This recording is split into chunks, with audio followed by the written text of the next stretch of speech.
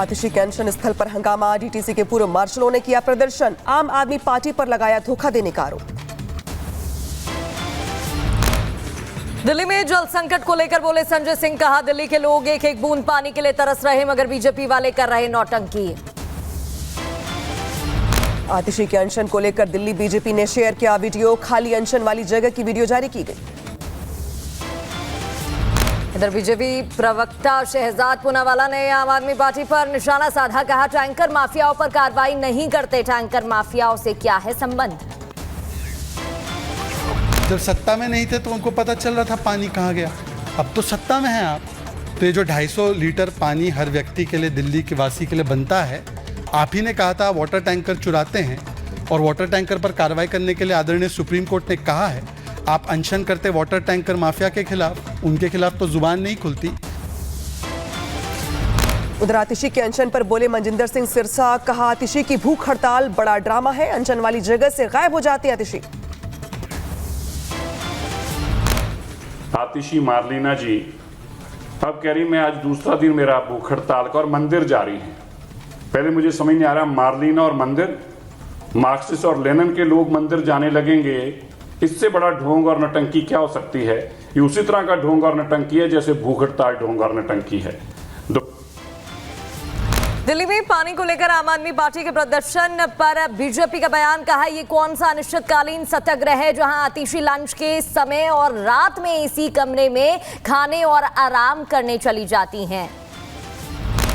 उधर दिल्ली के ओखला में बीजेपी कार्यकर्ताओं का उग्र प्रदर्शन, प्रदर्शनकारियों ने तोड़ी बैरिकेडिंग, बिगड़े हालात बिगड़ने के बाद प्रदर्शनकारियों पर पुलिस ने पानी की बौछार कर दी, हालात सामान्य होने पर जुटे पुलिस अधिकारी।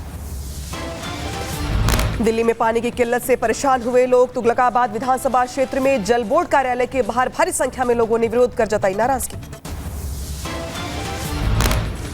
दिल्ली में जल संकट को लेकर सियासत जारी, जल संकट को लेकर बीजेपी ने ओखला जल बोर्ड कार्यालय के बाहर विरोध जताया।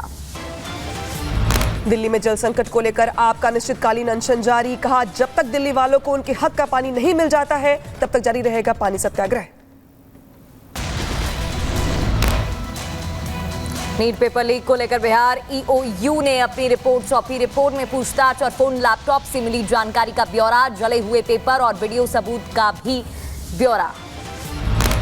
नीट पेपर लीक मामले में आरोपियों के कार को लेकर नया खुलासा, गाड़ी पर सरकारी नेम प्लेट लगाकर घूम रहा था सिकंदर, इसी कार से आरोपियों की हुई थी गिरफ्तारी। नीट पेपर लीक कांड से जुड़े 5 आरोपियों की गिरफ्तारी, झारखंड के देवघर से ईओयू ने गिरफ्तार किया। पेपर लीक केस में ईओयू संजीव मुखिया की कर रही तलाश, संजीव पर नीट पेपर लीक करने का शक है। पेपर लीक केस में संजीव मुखिया की तलाश जारी, संजीव के परिजनों का आरोप, कहा राजनीतिक विरोध की वजह से झूठे केस में फंसाने की कोशिश, जल्द जांच में शामिल होगा संजीव। तेजस्वी के पीएस प्रीतम को ईओयू का नोटिस, ईओयू ने पूछताछ के लिए प्रीतम को बुलाया, प्रीतम पर मास्टरमाइंड सिकंदर की मदद करने का आरोप है। नीट और नेट परीक्षा मुद्दे पर कांग्रेस सांसद प्रमोद तिवारी का हमला, कहा क्या सरकार एक परीक्षा भी आयोजित करने में सक्षम नहीं। उधर बिहार के मंत्री नितिन नवीन का बड़ा बयान, कहा पेपर लीक करने वालों को मिलेगी सजा, ईओयू की जांच में निकलेगा सच। नीट पेपर लीक का झारखंड से कनेक्शन आया सामने, हजीराबाग के एक सेंटर में हुआ था पेपर लीक, पटना में बरामद जले हुए पेपर से खुलासा हुआ। भारत बांग्लादेश के बीच समझौता ज्ञापनों पर हस्ताक्षर हुए, प्रधानमंत्री मोदी और बांग्लादेश की पीएम शेख हसीना की उपस्थिति में साइन हुआ एमओयू। प्रधानमंत्री मोदी ने शेख हसीना का तहे दिल से स्वागत किया, बोले तीसरे कार्यकाल में प्रधानमंत्री शेख हसीना हमारी पहली अतिथि। पीएम मोदी ने अपने भाषण में भारत बांग्लादेश के रिश्तों पर साझा किए अपने विचार, कहा भारत ने बांग्लादेश को हमेशा एक महत्वपूर्ण भागीदार माना है। एमओयू साइन होने के बाद शेख हसीना ने भारत की तारीफ की, बोली बांग्लादेश की स्वतंत्रता के लिए भारत के योगदान को हमेशा याद करती हूं।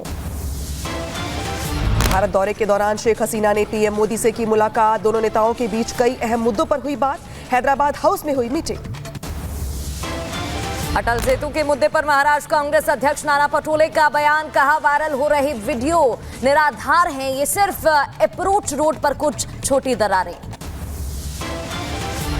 अटल सेतु पर दरार के मुद्दे पर बोले महाराष्ट्र के डिप्टी सीएम देवेंद्र फडणवीस। कहा अटल सेतु पर कोई दरार नहीं है, न ही अटल सेतु को कोई खतरा है। वित्त मंत्री निर्मला सीतारमण की अध्यक्षता में जीएसटी काउंसिल की बैठक। केंद्रीय सरकार के तीसरे कार्यकाल में होने वाली पहली जीएसटी काउंसिल बैठक कई अहम मुद्दों पर मंथन।